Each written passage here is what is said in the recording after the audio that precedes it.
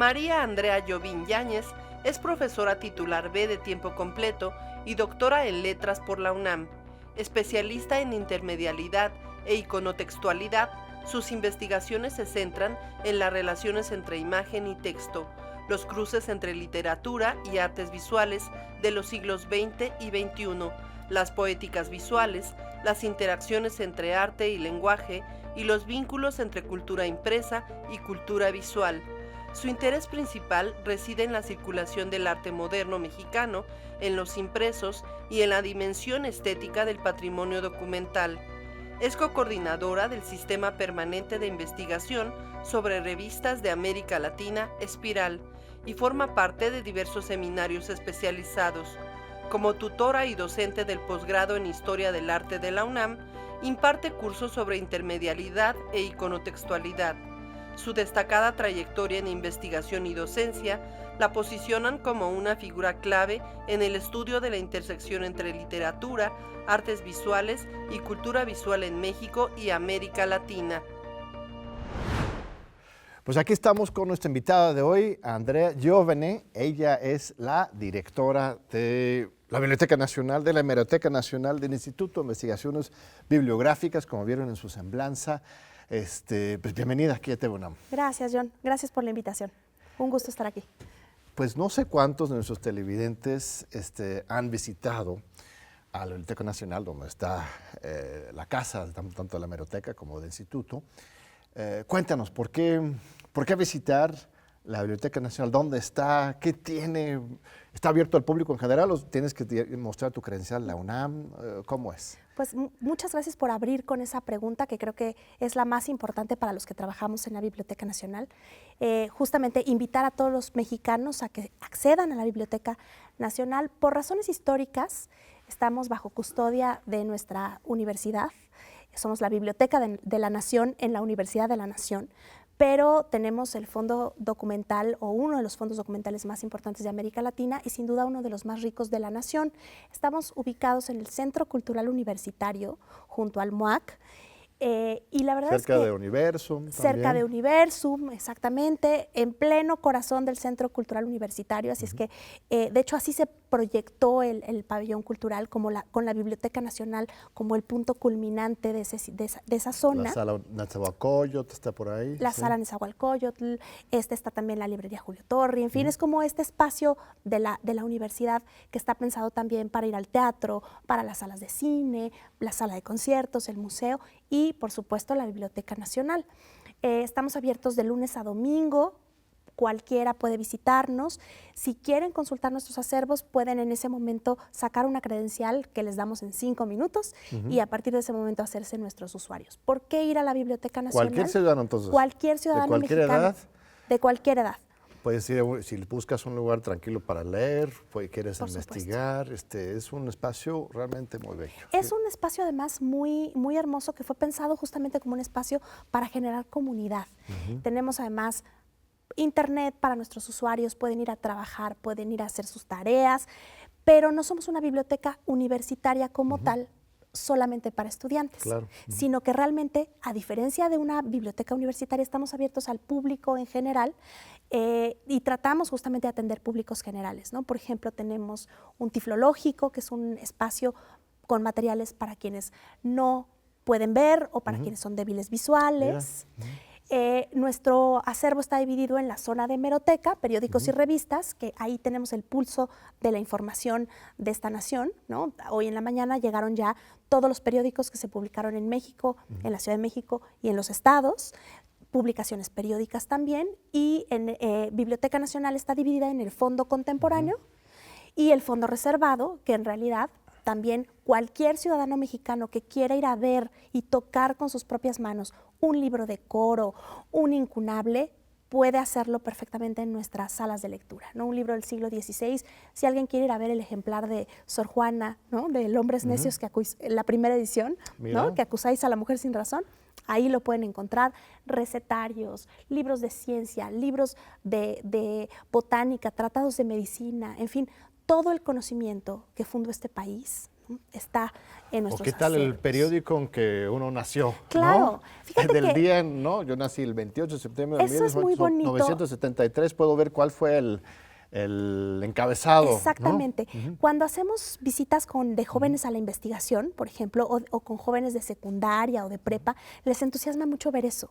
O sea, ¿qué había pasado el día de su cumpleaños? ¿No? Y darse cuenta también de que, bueno, pues los periódicos hoy por hoy son un mecanismo de información que sigue siendo muy valioso, pero que ya hoy coexiste con muchas otras plataformas a las que los jóvenes están muy acostumbrados, ¿no? Plataformas digitales, blogs, en fin. También como Biblioteca Nacional tenemos ese reto, ¿no? De caminar hacia el presente de la información y poderlo proyectar. Porque además, algo que deben saber es que nuestra misión es custodiar y difundir todo aquello escrito en México y sobre México. El pulso de la cultura mexicana, de la cultura escrita en México, afortunadamente lo tenemos en nuestros acervos en su mayoría. Como Biblioteca Nacional, ¿ustedes reciben todos los libros que se publican en México? O sea, de todas las editoriales, mandan, es como en los Estados Unidos tienes el Library of Congress, ¿no? Que tiene el mandato de ley incluso de ir acumulando, no sé si es toda obra, pero la mayoría de las obras que tengan su registro legal, ahí están, y aquí también estamos acumulando en Esto ese se llama depósito legal. Ajá. El depósito legal es un decreto. En México somos 3 bibliotecas depositarias. La Biblioteca Nacional, la Biblioteca del Congreso y la Biblioteca México. Y nosotros, digamos, tenemos a través del depósito legal, tanto físico como electrónico, tenemos que recibir 2 ejemplares de todo lo publicado en México. ¿Todo? Ahora, todo. Ahora, debo decir que el depósito legal no todo el mundo lo cumple, ¿no? Siempre estamos como tratando de incentivar y de hacer campañas con editores para que cumplan con el depósito legal, sobre todo porque no es un mecanismo de coerción, ¿no? De que tiene que estar aquí, sino es un mecanismo de preservación. El hecho de que sus materiales estén depositados garantiza su existencia, su cuidado y su difusión para las generaciones presentes y futuras. Luego las editoriales supongo no querrán porque tienen miedo que sus novedades las van a fotocopiar o esperan hasta después. Ese punto es clave. Ha habido mucha polémica en relación con eso. De hecho, justamente con la Ley General de Bibliotecas y sobre todo a raíz del depósito legal digital.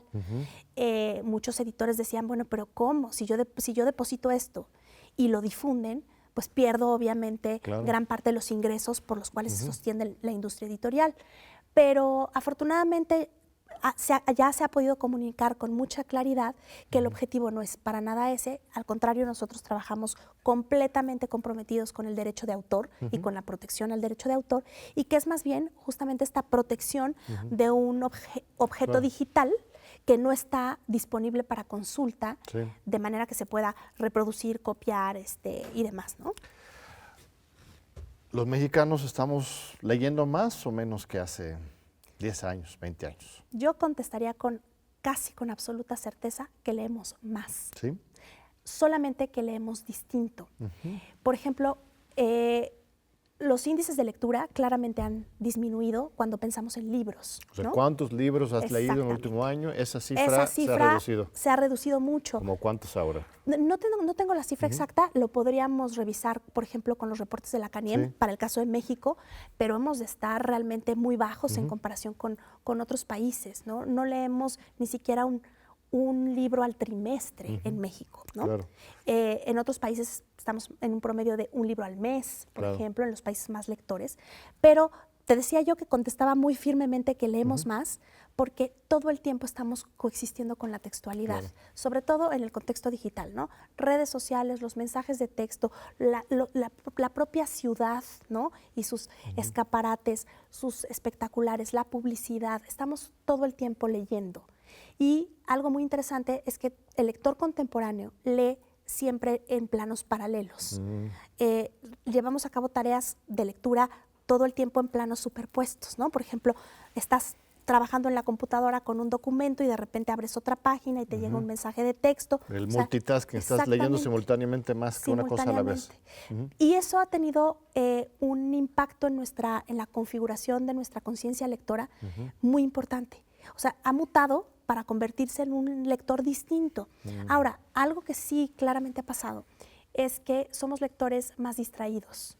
Es decir, nuestros periodos de atención se han ido reduciendo mucho. ¿Por qué? Porque justamente muchos de los contextos contemporáneos, ¿no? Las redes sociales, la publicidad, las plataformas, buscan atraer tu atención y que sea rápido, ¿no? Que tengan tu atención a través de sonido, imagen, texto, ¿no? Entonces, la tarea que implica la lectura, ¿no? Por ejemplo, que un lector contemporáneo se dedique a leer 17 páginas de una novela costumbrista en la que se describe el terciopelo de una cortina, ¿no? Es un poco, digamos, va un poco en contra del ritmo de lectura del lector contemporáneo, ¿no?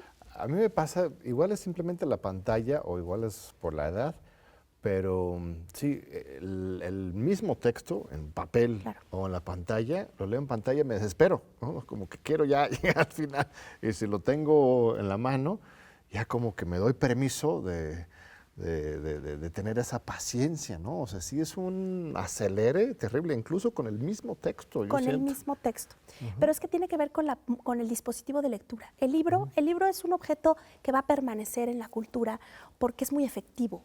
Es como objeto y en su funcionalidad es muy efectivo.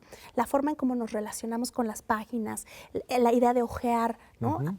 Yo creo que uno de los objetos culturales más estables que hemos tenido, ¿no? Y en cambio, por ejemplo, leer un mismo texto en pantalla, la luz, por ejemplo, viene del monitor hacia afuera, ¿no? O del dispositivo hacia afuera. Los Kindle o los lectores electrónicos que han tratado de emular la página o el papel, pues todavía no lo alcanzan a lograr, ¿no? Y resulta a veces mucho más incómodo la idea de scrollear que de hojear, ¿no? Son tareas cognitivas y físicas completamente distintas, ¿no? Yo recuerdo cuando yo abrí mi cuenta de Twitter, ahora X, yo lo seguiré llamando Twitter porque me gusta el pajarito, no me gusta el X. La X. Siempre me sonaba como a una suástica y mira, ya... Y mira que se cumplió, lamentablemente. Pero yo abrí mi cuenta en 2010, entonces sigue siendo, yo ya cumplí 50 años, así que sigo muy tuitero porque ahí es donde empecé a desarrollarme como periodista, etcétera. Pero en 2010 no había imágenes y solamente eran 140 caracteres. Me encantaba. Recuerdo cuando introducían imágenes en Twitter, sentía casi como una traición, ¿no? Era en 2014, por ahí, unos 4 años después. No, sí, eso era de Instagram, no sé si Instagram, o Facebook más bien, porque Instagram apenas íbamos también, era de las imágenes y lo serio era el texto, ¿no? de Twitter. Pero lo que ha pasado es, en general, la imagen ha ido reemplazando el texto. Aunque también, como dices, en el mismo X, por ejemplo, ya tienes hilos larguísimos o posibilidades de publicar textos muy largos. Entonces, de repente me pregunto, ¿la imagen ya está consumiendo y desplazando el texto o qué está pasando en esa materia? Pues mira, eso es un debate que ha habido a lo largo de toda la historia. O sea, realmente esta idea de cómo se conjugan los textos con las imágenes y cómo se dosifican y qué tipo de relaciones se establecen, porque además, pues, por ejemplo, en un periódico, en una página web, en las redes sociales, en el arte, la coexistencia de textos e imágenes tiene muchas implicaciones, ¿no? A veces la imagen está ahí para ejemplificar algo que dice el texto. A veces está ahí para contradecir el texto o para ilustrar lo que dice el texto. A veces la imagen se coordina con lo dicho o incluso puede ser que lo amplifique, ¿no? Hay como un repertorio muy amplio de funciones de la imagen. Y a lo largo de la historia esto se ha estudiado muchísimo, ¿no? Con esta idea de las artes hermanas, las artes espaciales, las artes temporales, a dónde nos van llevando estas confluencias entre textos e imágenes. Y yo creo que son tendencias y tendencias que se van afianzando. Por ejemplo, el periódico es un caso clarísimo, ¿no? Una tecnología de la palabra y de la imagen, una tecnología, digamos, de la información, que se tejió siempre con la idea de la imagen y del texto, porque además con la llegada de la fotografía era como muy inmediata la posibilidad de comunicar a través de la imagen, ¿no?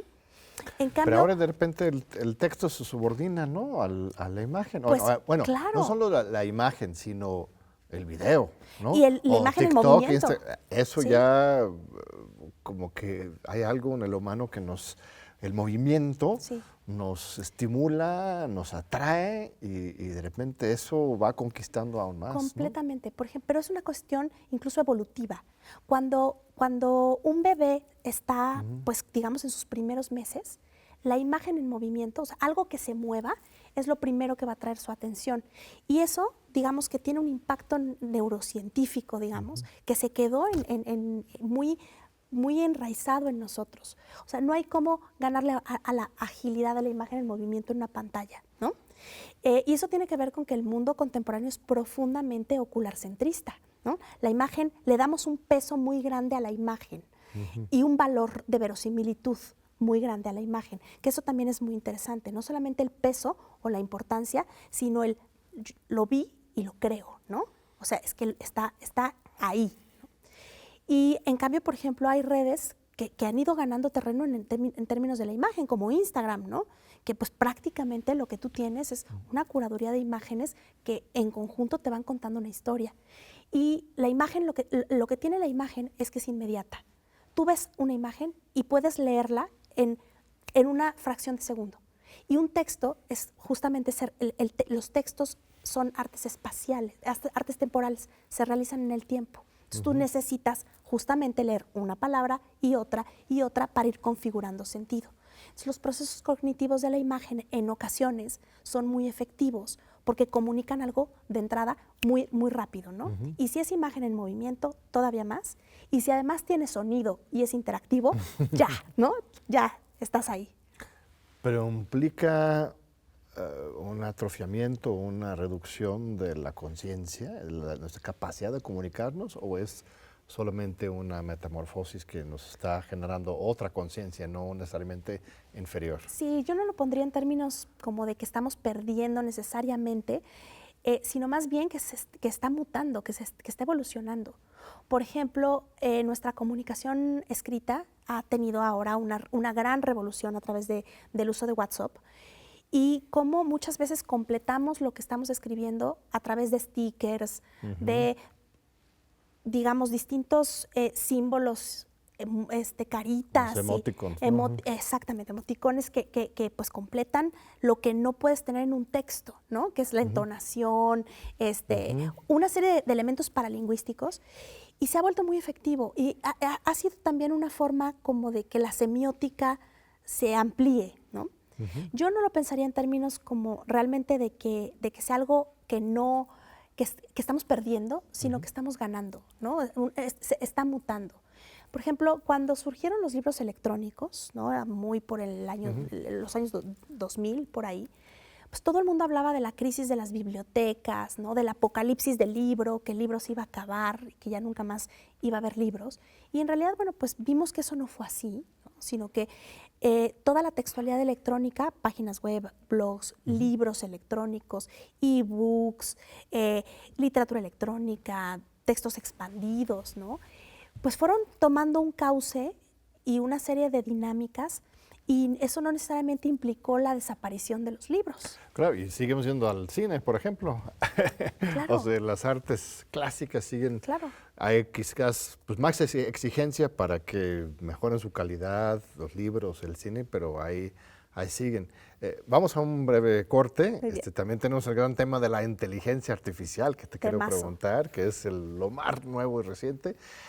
No se vayan, ahorita regresamos con Andrea Giovine, quien es la directora de la Biblioteca Nacional, y esperamos aquí para continuar con este fascinante diálogo.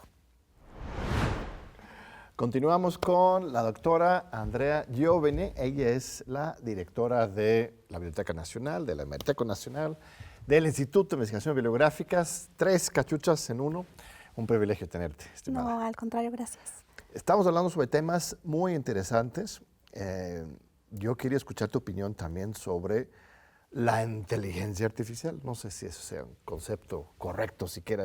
Como no me gusta lo de las redes sociales, porque redes sociales son las que tenemos nosotros. Esas son plataformas sociodigitales, si quieres, ¿no? Son plataformas, además privativas para ganancia.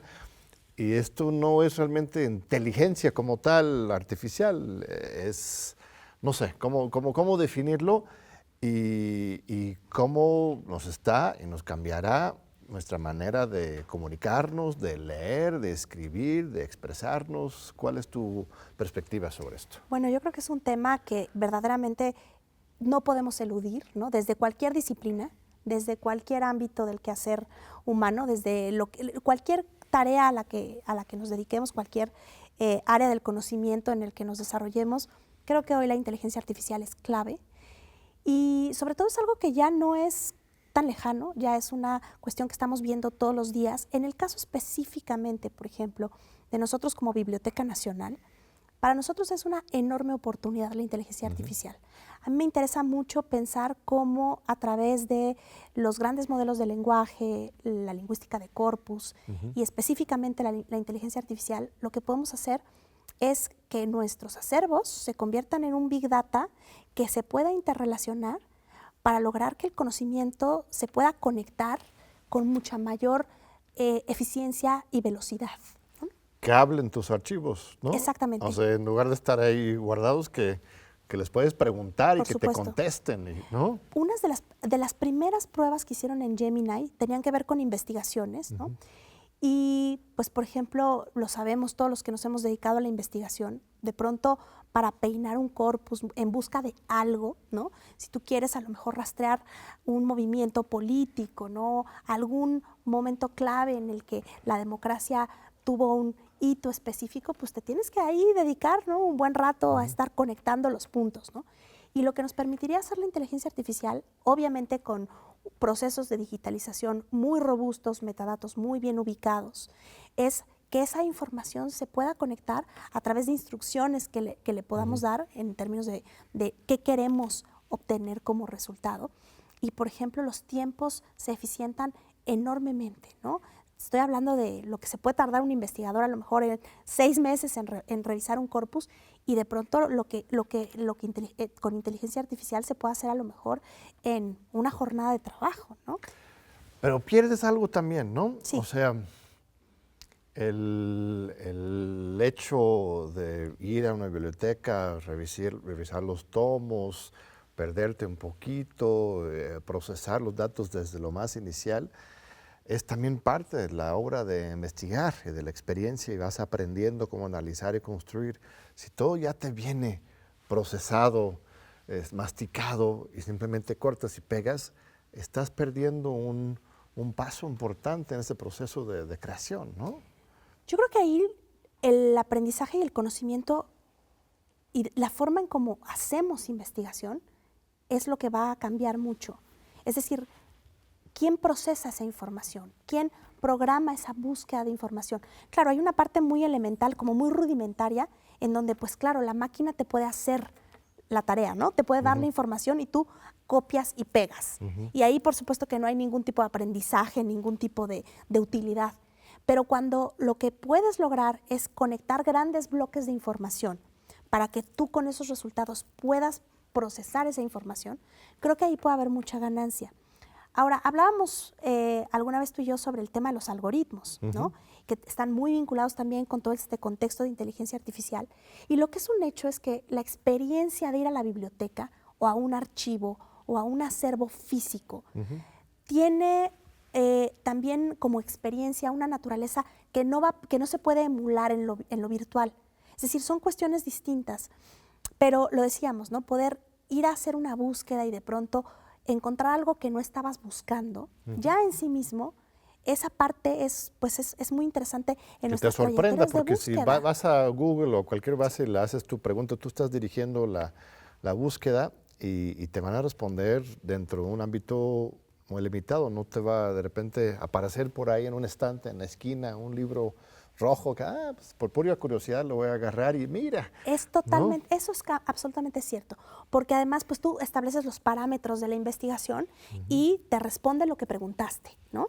Por ejemplo, en mi caso, yo soy digamos como el vivo retrato de esto que acabas de decir. Por ejemplo, cuando yo iba a estudiar la maestría, yo primero había pensado en hacer una tesis sobre literatura medieval y siempre me ha gustado mucho la Edad Media y primero había pensado en trabajar un tema de la Edad Media y estaba yo justamente sentada en una librería de estas que tienen café y de repente, ¿no?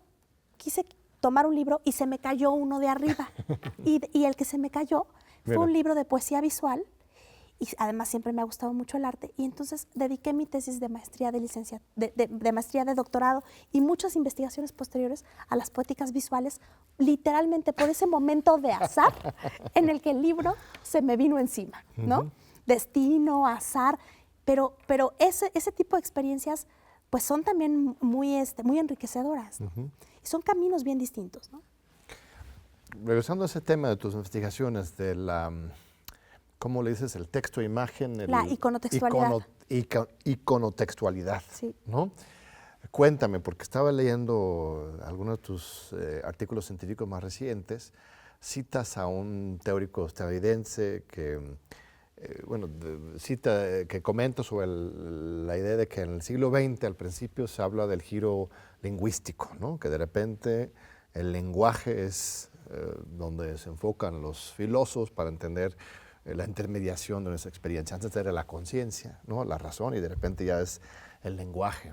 Y ahora ya el siglo XXI, o finales del siglo XX empezando, pues es la imagen, ¿no? O más bien es el texto-imagen, sí. O el icono... La iconotextualidad. Iconotextualidad. Sí, cuéntame. Parece trabalenguas, ¿verdad? No, ese es un tema, bueno, en realidad es mi línea de investigación principal es la intermedialidad, las relaciones entre medios, ¿no? Específicamente yo me he dedicado a las relaciones texto-imagen que reciben ese nombre, ¿no? Iconotextos, relaciones iconotextuales. Pero la intermedialidad, en realidad, si pensáramos en la cultura contemporánea, ¿no? Tú hacías este recuento de los giros, ¿no? El giro lingüístico, el giro semiótico, el giro pictórico, citabas a Mitchell, ¿no? Pues en este momento específicamente hay un giro intermedial en la cultura contemporánea, ¿no? ¿Por qué? Porque justamente nuestra experiencia del mundo está atravesada por la esfera de la textualidad, de la sonoridad, de la visualidad. Es decir, justamente no nos concentramos solo en texto o solo en imagen o solo en sonido. Y eso ha sido gracias también en mucha medida al cine, a la televisión y al contexto digital, ¿no? Por ejemplo, la forma de informarnos ha cambiado a través de cómo ha cambiado nuestra relación con los medios, ¿no? Del periódico a la plataforma digital, pasando por la televisión o el radio, hay cosas ahí interesantísimas en términos de cómo nos relacionamos y cómo se construye la información, ¿no? Oye, ¿qué pasa con el tacto y con el olfato? Me quedo con la duda porque hablamos mucho, ya es un mundo de lo visual, de lo sonoro, pero ya hay nuevos ejercicios de 3D, etcétera, pero en realidad no dejan de ser visuales, sí, visuales, ¿no? Pero me fascina o sea, no sé, ¿qué pasa? O sea, cuando alguien realmente huele y siente, es que realmente estás ahí, ¿no? O sea, se van como hasta separando también los sentidos. Antes eran como todos juntos y cada uno ya tiene su propio camino, ¿no? Sí. Eso que dices es muy cierto, porque finalmente, por ejemplo, el olfato, ¿no? El olor y el poder sentir son solamente experiencias del aquí y del ahora, ¿no? Exacto. De la presencia, de la experiencia de la presencia. Y el gusto, quizás también. Es interesante porque lo podemos evocar, pero solo lo podemos sentir en la presencialidad, ¿no? Todavía no hay ningún tipo de plataforma que haya logrado, ni con toda la inversión del mundo, ¿no?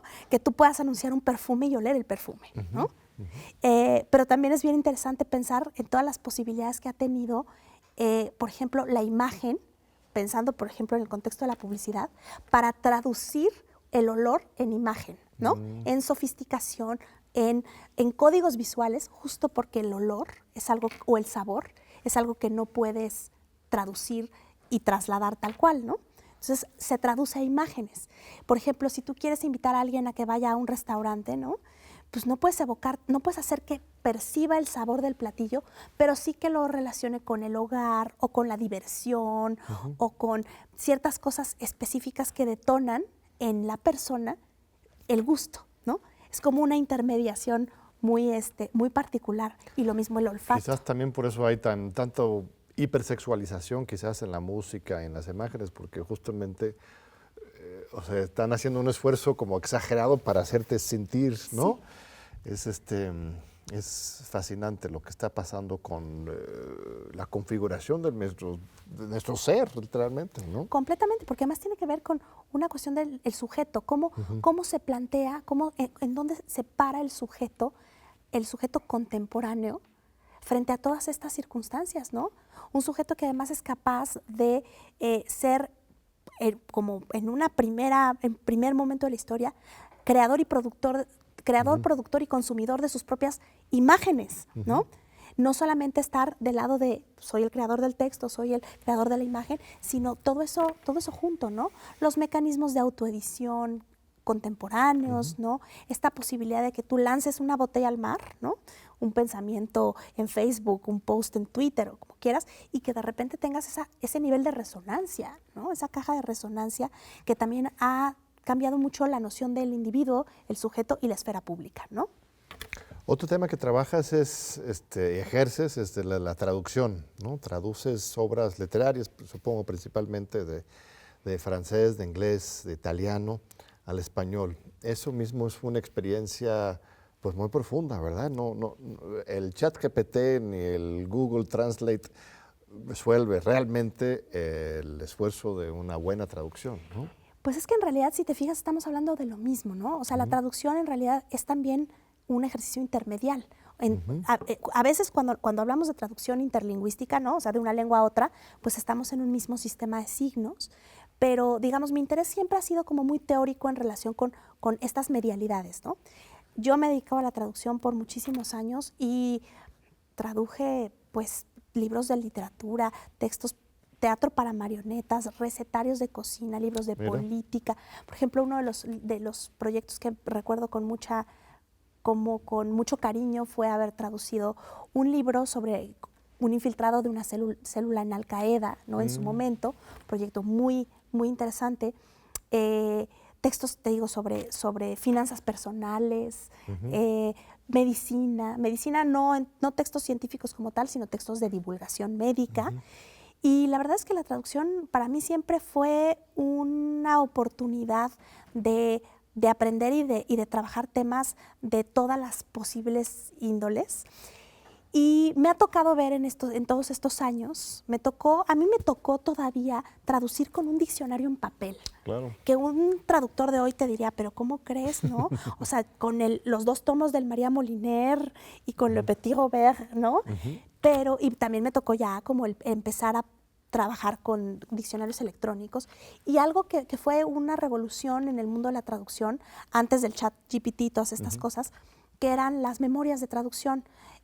Trados, por ejemplo, una de las más conocidas, lo que hacía era que tú, si traducías textos más o menos del mismo tipo, textos legales o textos científicos sobre mecánica, qué sé yo, textos como de un mismo ámbito del conocimiento, empezaba a hacer una base de texto, como una base de información interna.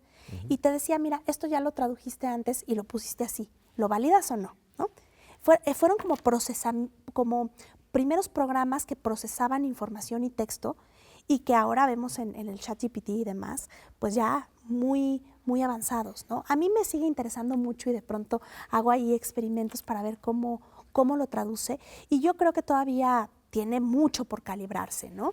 Por un lado, en términos sintácticos, ¿no? La sintaxis todavía es algo que no logran reconocer del todo. El ChatGPT funciona muy bien en nivel léxico, una palabra por otra palabra, claro. O sea, como un diccionario, pero no funciona muy bien cuando tú quieres que una estructura se convierta en otra. Es que traducir realmente es recrear y para sobre todo, un público por diferente. supuesto. O sea, no solamente es el sentido, es la comunicación, ¿no? Lo que pasa es que la comunicación es algo muy, muy sofisticado.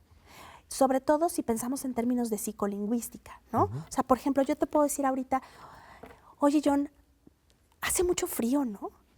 Y pues a lo mejor yo te quiero decir, hace mucho frío. Pero a lo mejor lo que te quiero decir es, pues préstame tu chamarra, ¿no? Claro. O cierra la ventana, ¿no? O apaguen el aire acondicionado. Así es. O tráiganme un café calientito, ¿no? Muchas veces lo que decimos no coincide exactamente con las palabras que salen de nuestra boca.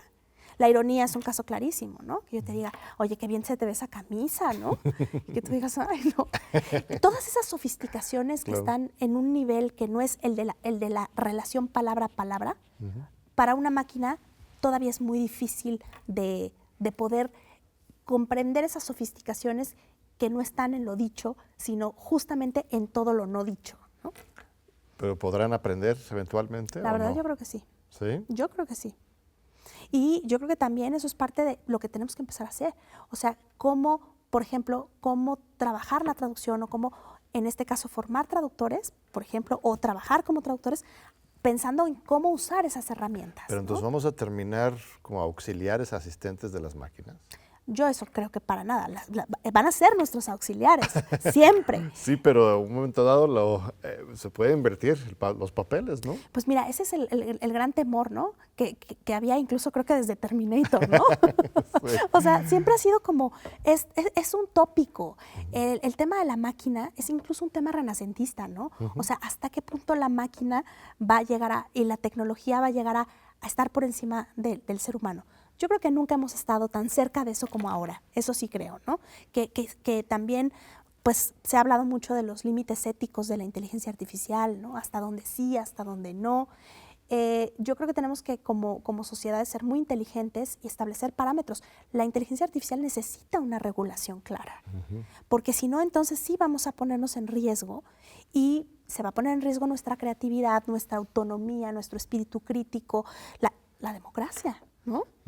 Pero creo que en rigor es una realidad que más bien tendríamos que sopesar y ver hasta dónde sí, hasta dónde no, y sobre todo tener una regulación clara. Magnífico, Andrea. Muchas gracias por estos análisis tan detallados y que nos hacen reflexionar y pensar sobre este nuevo momento de la humanidad que estamos viviendo. Totalmente. Vamos a un segundo corte. Regresamos Muchas ahorita gracias. con Andrea Giovene. Ella es la directora de la Biblioteca Nacional de la UNAM y del país.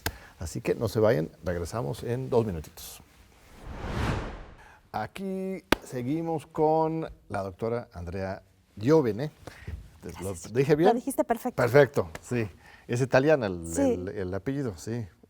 ¿Tus papás, abuelos son de ahí? Mi familia es italiana, del Piamonte. Ah, Sí. mira. Pero tú naciste en México. En México. Sí. En México, sí. Ellos cuando llegaron a México.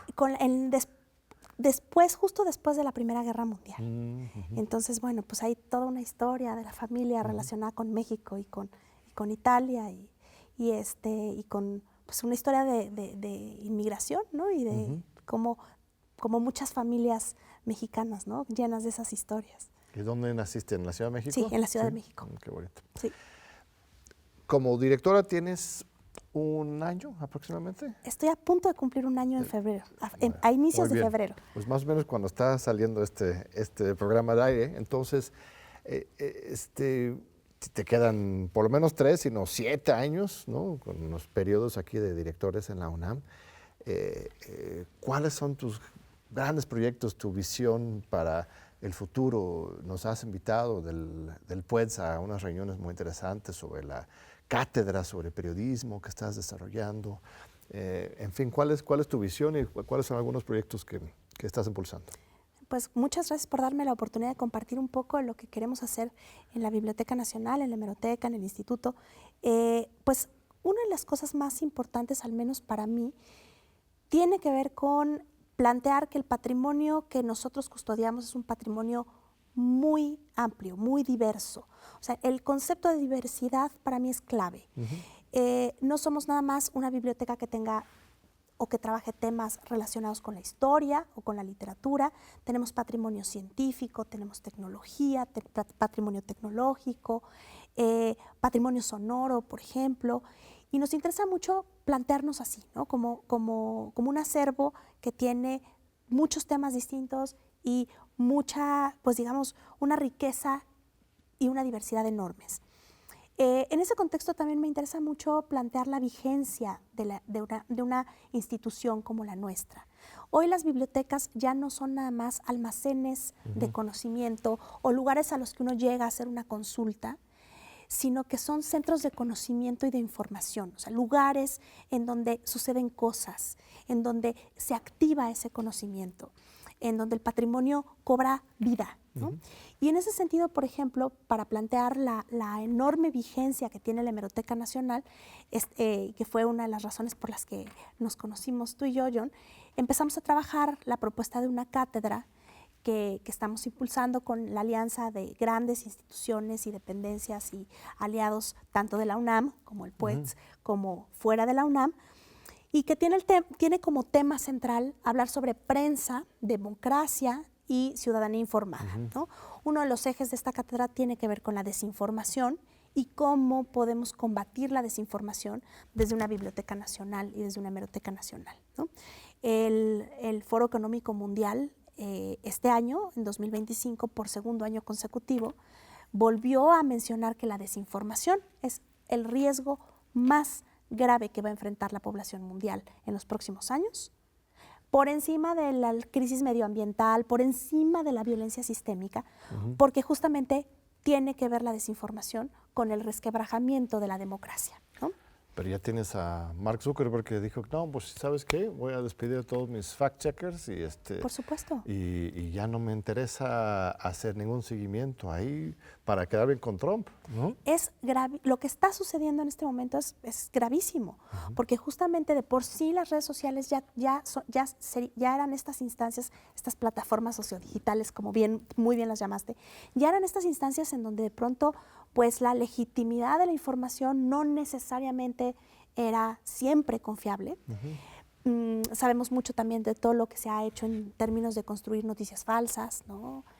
Cómo las fake news han ido permeando, ¿no? Y el concepto de verdad también se ha ido erosionando, ¿no?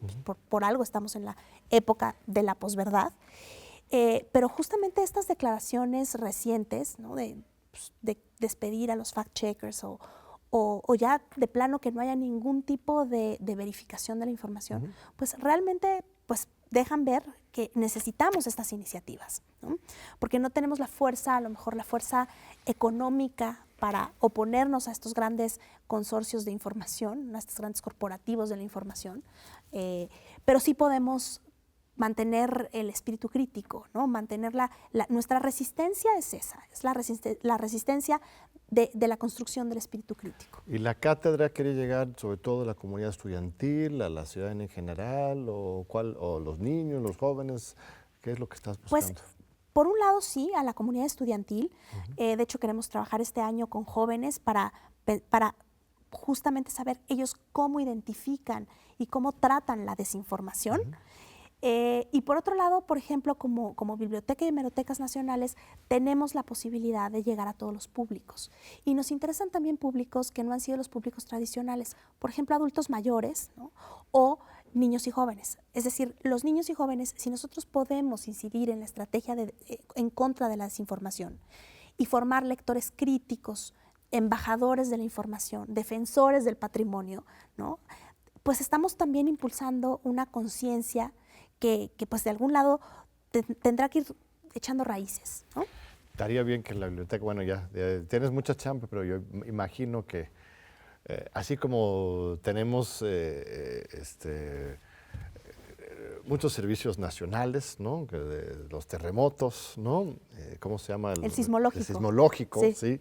Que es el centro de consulta, que podríamos, cuando sale alguna noticia, consultar a la Biblioteca Nacional si es verdad o falso. Sería maravilloso. ¿No? Así puedes generar ahí tu equipo de fact-checkers sí. y la UNAM dice que es falso o verdadero, ¿no? Sería maravilloso poder contribuir en esa medida, porque realmente necesitamos eso. Y hay sectores de la población que dicen, pues es que yo lo vi en internet, ¿no? Entonces, como claro si eso fuera... Sí, claro, ¿no? Como el simple hecho de legitimación, ¿no? Entonces, pues también tiene que ver, para nosotros tiene que ver con eso y tiene que ver también con alfabetización mediática, Claro. es decir, eso va completamente de la mano, ¿no? O sea, tenemos que concientizar, por un lado, sobre información, desinformación, pero también sobre qué implican los medios, cómo nos relacionamos con ellos, cuál es el estatus que tienen la circulación de las publicaciones que se generan en esos espacios. Y lo que nosotros podemos justamente ofrecer es precisamente información de primera mano, fuentes primarias, Porque lo que encontramos también muchas veces ya en el contexto electrónico, en el contexto digital, es información que ya fue filtrada, descontextualizada, ¿no? Como cuando tomas una cita y la sacas de su contexto y significa otra cosa, ¿no? Claro. Entonces también ahí el poder regresar a las fuentes primarias es algo muy importante, ¿no?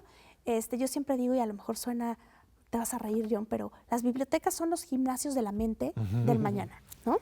Sí, claro. Porque finalmente son eso. Ante esta situación en la que vivimos hoy, de desinformación y de superficialidad, ¿no? O sea, el paso a otra cosa, y mi atención dura 2 segundos, 3 segundos, 4 segundos, enfocada en un tema o en algo, quien pueda acercarse al conocimiento de primera mano, quien pueda hacer procesos más profundos, esto que se llama deep work o deep learning en inglés, pues la verdad es que va a tener una ventaja por encima de quien no lo puede hacer, ¿no?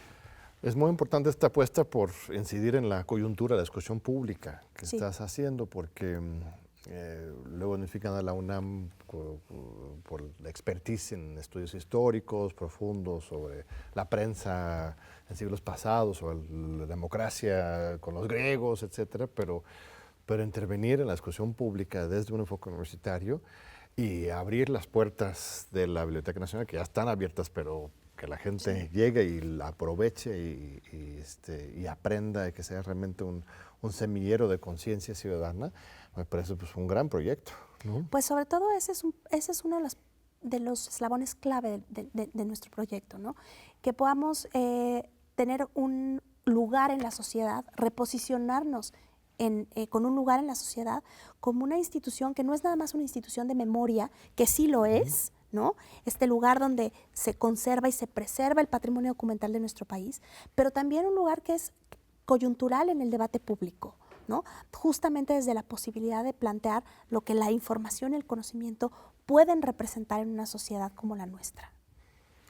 Maravilloso. Y es a ver, tú que eres tan culta, poética, traductora, pues recomiéndanos algunos libros inspiradores, o algunos textos o imagen textos, a los jóvenes que te están viendo hoy Pues del estudio la de verdad la es UNAM. que yo invitaría a los jóvenes que nos están viendo a que vayan a nuestra biblioteca y a que pidan de nuestro acervo algún libro antiguo, ¿no? A que, por ejemplo, se acerquen Pero son bien aburridos los libros No, antiguos. espérate, si son lo máximo. Mira, por ejemplo, el Liber Chronicarum, las crónicas de Nuremberg, un incunable lleno de imágenes, ¿no? En donde que es prácticamente el saber enciclopédico de la época. Claro, es un libro en latín, ¿no? Pero al ojearlo podemos, simplemente con ojearlo, acercarnos a cómo se veía el mundo desde esa lógica, ¿no?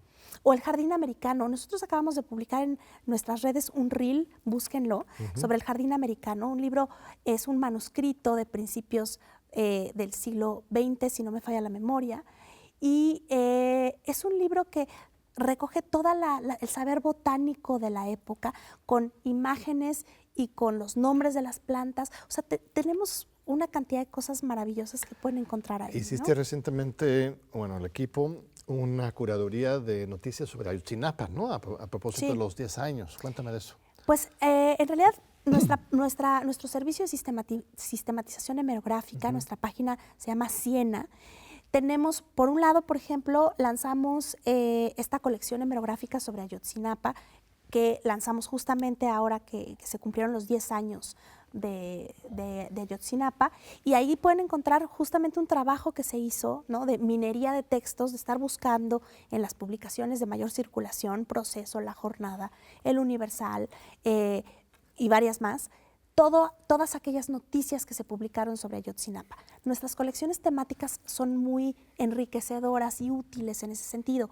Por ejemplo, también tenemos una sobre migraciones, que pues ahora recientemente también es un tema que está cobrando Claro.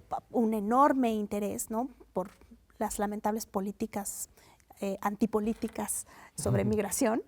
Y en ese sentido, por ejemplo, también tenemos igual recogido en esta colección temática todo lo que se ha encontrado desde sistematización hemerográfica sobre el tema de migración en estos periódicos y publicaciones periódicas de gran Y circulación. puedes hacer una búsqueda ahí de términos claves. Sí, y puede enriquecer muchísimo lo que un investigador quiera saber sobre estos temas específicamente de coyuntura. Tenemos otras sobre el ZLN, en fin, tenemos muchas que realmente responden a esos intereses que podría tener pues, un ciudadano en general que quisiera acercarse a la información, o un investigador que quisiera ir a buscar un tema más en específico. O alguien que esté haciendo su tesis. O alguien que esté haciendo su tesis, ¿no? Y bueno, si me preguntas, yo siempre sigo diciendo que hay que leer poesía, ¿no? ¿Por qué? Porque en realidad ese es un nivel en donde el lenguaje se realiza de una manera en la que no se realiza en otras esferas de la comunicación, ¿no? ¿Y tu poeta favorita? Mi poeta favorita, híjole, me encanta Chantal Maillard, que tiene un libro, tiene un poema muy bonito que se llama Escribir, ¿no? Y es un poema muy recomendable, ¿no? Justamente sobre cómo al escribir pues vas creando la realidad un poco en función de eso, ¿no? Y termina diciendo: escribo para que el agua envenenada pueda beberse, ¿no? Muy bonito. Pero también, por ejemplo, Enriqueta Ochoa me parece una gran poeta, ¿no? También muy comprometida con la palabra poética. Por supuesto, Rosario Castellanos, sin duda, ¿no? Que además en su centenario. Gran escritora mexicana. Gran escritora mexicana. Nosotros tenemos, por ejemplo, también muchos de sus primeras ediciones, de los libros de Rosario Castellanos publicados en otros países, traducidos a otras lenguas, ¿no? Y yo siempre recomiendo eso, ¿no? Porque la brevedad del lenguaje poético, ¿no? Por ejemplo, ¿no? Un verso de Pellicer que a mí me encanta, que dice tiempo soy entre dos eternidades. Esa dosis de conocimiento que tiene la poesía, ¿cuántas páginas necesitas en un tratado de filosofía, ¿no? Claro. Para llegar a eso, ¿no? Entonces, siempre enriquece nuestra experiencia del lenguaje y nuestra experiencia del mundo. Y eso es lo que todavía no logra hacer el ChatGPT tampoco, ¿no?